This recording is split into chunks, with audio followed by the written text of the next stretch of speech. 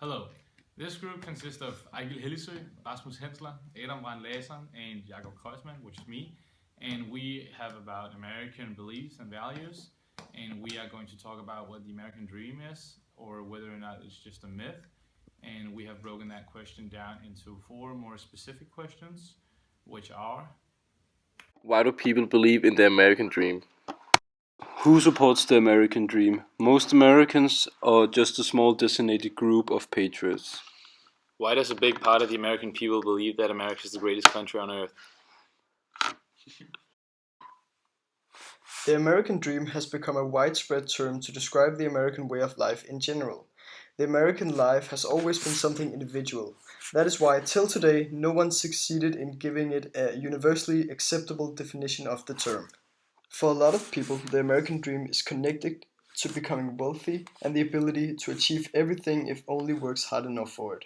For others, it is much more beyond materialism. For them, it is living the dream of a simple, happy, and fulfilling life, and the most important features being faith and equality. The American dream also is about liberty, and America being the country of unlimited opportunities. People see the American dream as the pursuit of happiness. They come to America to get a new job, a new life, so they can take care of the children. People believe in the American dream because they see it as a hope. They come from a place with war, crime, hunger, bad economics, etc. So they saw America as a new life, a new opportunity, a place where they could buy all the land they wanted and grow all the stuff they wanted. People think that America is the greatest country on earth, which is patriotism. The American people see themselves as the leading country of the planet. From birth, the Americans are taught that they live in the greatest country on earth. They see the Stars and Stripes flag everywhere they go. And basketball teams in grade school can't even play a game before listening to the national anthem for at least 30 to 45 seconds. And while these junior patriots are slowly building up their love for America, they're also slowly building up an ignorance towards every single other country in the world. I studied a year abroad in the United States in the state of Indiana, where I went to school with around 1,000 students. And even the best students in the entire school, which were the straight A students, were on a European 6th grade level in geography. The best students in my school couldn't even tell me which continent India was in. And America has always sort of ruled through big stick diplomacy. They had colonies so they could use the resources of other countries, and even today they interact in the Middle East trying to support a government that will sell them cheap oil. And everyone with the least care for human lives would be directly against, for example, such thing as manifest destiny. But then the United States wouldn't have been able to expand and would therefore not be the country that it is today. So their actions through big stick diplomacy has always given them an advantage. I asked my friend Gabe Moda from Indiana why Americans love America so much, and he wrote, and I quote now, "We love America so much because since birth we're taught to love it. It's all in the textbooks. They don't teach us about modern culture in other countries. They don't show us what we're missing.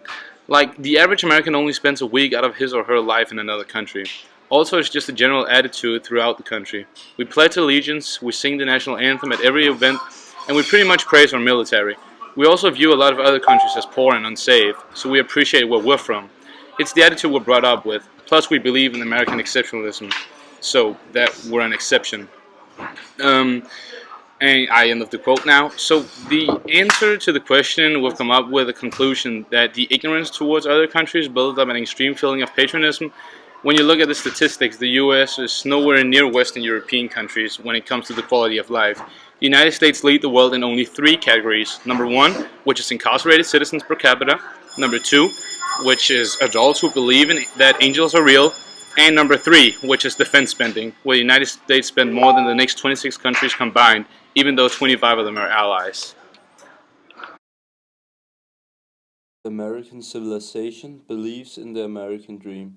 Some dedicated groups more than others, but everything taken into consideration, it's the idea of the American dream that keeps the lower class of the American civilization going.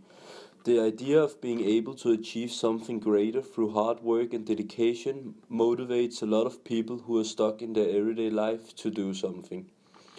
On the other hand, many people have also lost their faith in the American dream and wants the government to do something about it, like free healthcare and free education.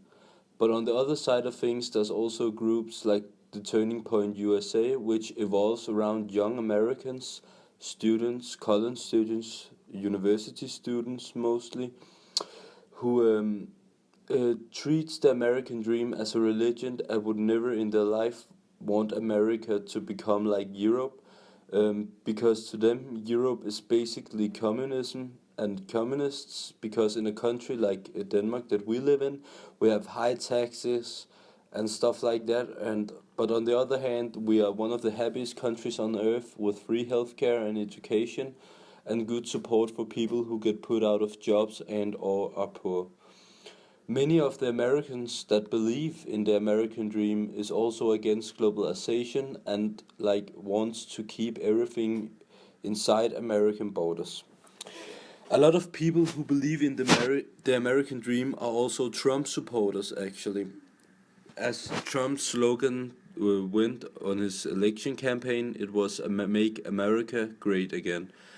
He was basically saying that Obama and the presidents before him ruined the whole idea of the American dream, and he wanted to make a change, and the lower middle class, mostly white middle class, they really like took this term and make America great again to them because they saw it as an opportunity to yeah ignite the dream, ignite the American dream again, and they would be able to achieve anything they wanted in their life, even though they are stuck in their current situation and it probably wouldn't get better.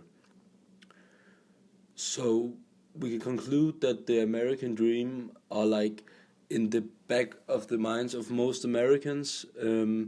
Some people even believe that it's completely dead and wants to get a whole new social system, more like Europe, with the Bernie Sanders, the coming Bernie Sanders did. And there's also groups who will like die for the American dream and believes in every single bit of it.